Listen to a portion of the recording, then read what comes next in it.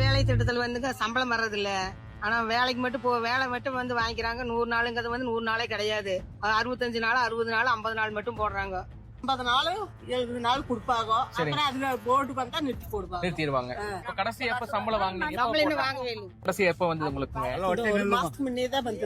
எப்ப அவர் வந்தாரு அது சம்பளமே கிடையாது. யார் வந்ததுல இருந்துங்க? மோடி வந்தது சம்பளமே கொடுக்க மாட்டேங்கிறாங்க. ஒரு 200 ரூபாய் தான் கிடைக்குங்க அதுல. சரிங்க. பாக்கி இவ்வளவுதான் உங்களுக்கு சம்பளம் போட்டிருக்குது. அதுலயும் கை வச்சிருவாங்க. சரிங்க. உங்களுக்கு இந்த சம்பளம் தான் போட்டிருக்கிறாங்க.